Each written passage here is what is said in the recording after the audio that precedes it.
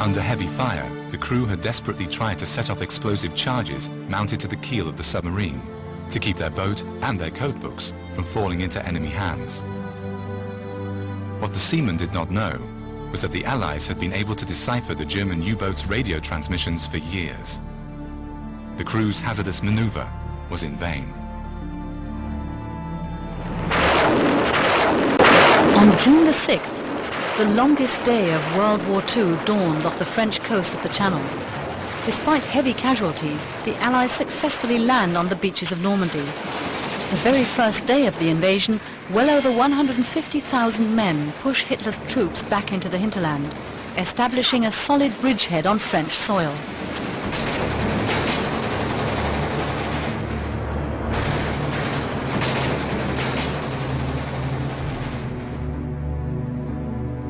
US war correspondent Jack Lieb, with a small camera and color film in his backpack, lands on the Green Beach sector of Utah Beach.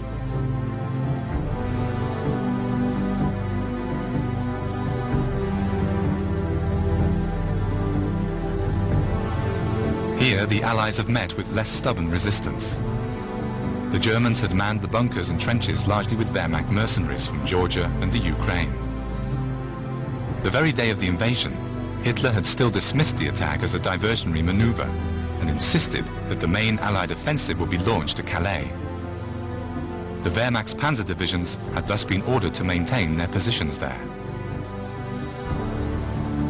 Coast Guard camera teams are also busy recording the events of D-Day and the days following the landing. They've been detailed to work under Hollywood legend John Ford, who's planning a feature documentary. But most takes don't even get past the censors, and the ambitious project falls prey to bureaucratic red tape. What remains of the film are a few highly evocative fragments. Reporter Jack Lieb and his colleagues crisscross Normandy in the retinue of US General Collins. The French have paid dearly for their liberation.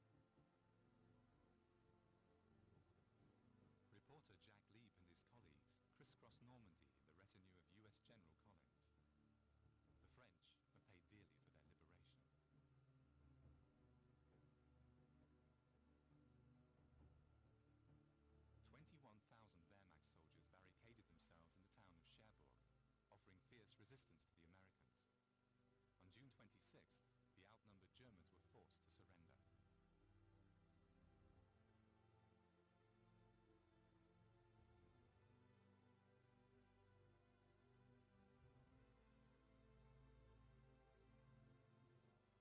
The mayor of Cherbourg presents General Collins with the key to the city. Only now is it becoming evident that the invasion has been a success. The troops are poised for the decisive blow against the Third Reich.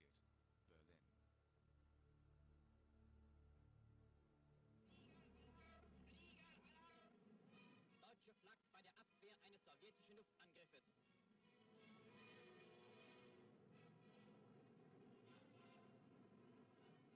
Hitler's orbit of power is now shrinking on every front. Propaganda shots from Norway designed to demonstrate the brutality of the Soviet air attacks.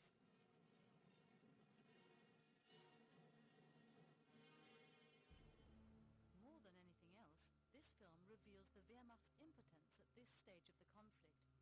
The tide of Goebbels' total war is now turning against the Germans. This is seldom palpable on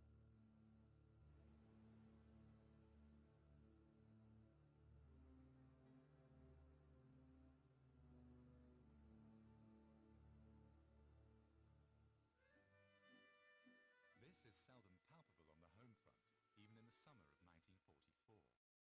A dip in the water in Dachau near Munich, filmed by a local baker. Despite the unavoidable concessions of wartime, the baker has little reason to complain. After all, business has been booming for some years now. He has excellent connections to the huge concentration camp, situated just a few hundred yards away. As a member of the German Association of Amateur Film Enthusiasts, he is among the few who still have access to color film. He uses some of it to document a club excursion to Dachau.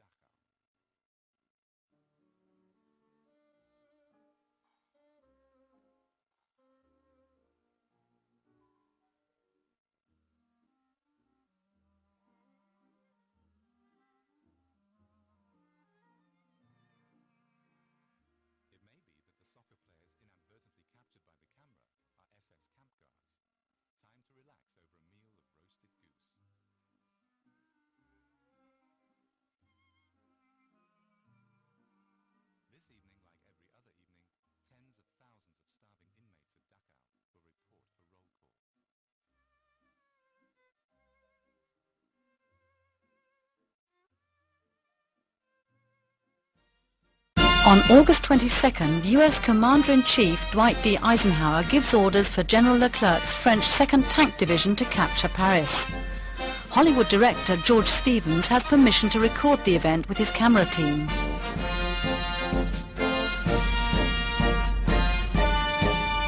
Paris celebrates. Enfant on respire is the universal sentiment of the day. At last we can breathe a sigh of relief. General von Holtitz, the German city commandant, has orders to defend Paris to the last man and then destroy it. But ever since meeting the Führer in person, he's convinced that he's placed his trust in a madman. After a brief hesitation, he hands the city over to the French without a fight.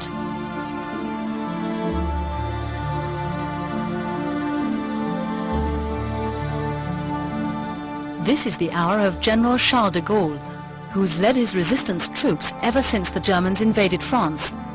On August 26th, de Gaulle inspects a parade of the US Infantry's 28th Division on the Champs-Élysées at the request of General Omar Bradley.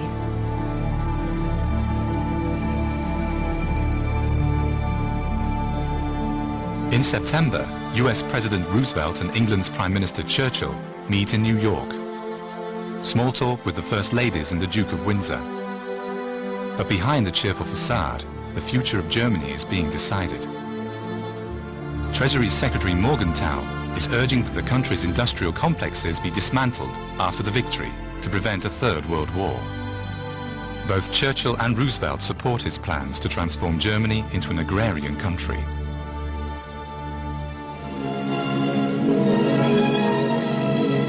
Weinleser am Rhein im 6. Kriegsjahr. Propaganda scenes in autumn 1944. Wehrmacht soldiers help Aryan maidens with the grape harvest. Meanwhile, the Allies have already crossed the German border near Aachen. The demise of the Third Reich is only a matter of time. The language used in the newsreel betrays an inadvertent cynicism. Ein guter Jager.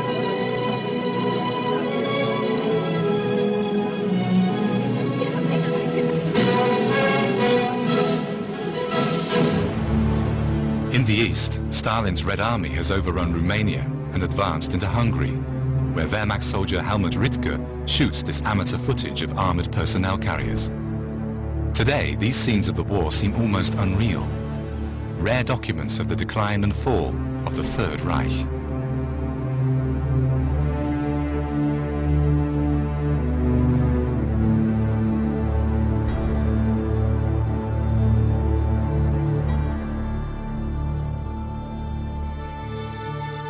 Meanwhile, the Big Three are negotiating the fate of post-Hitler Germany.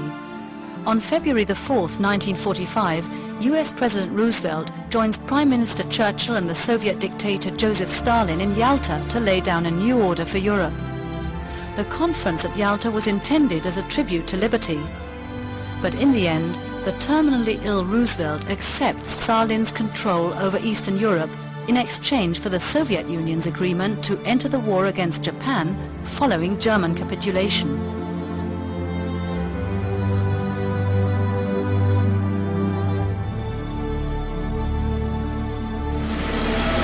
For some months now, the Japanese have been wielding an extraordinary weapon in a desperate attempt to halt the Americans' advance, the kamikaze.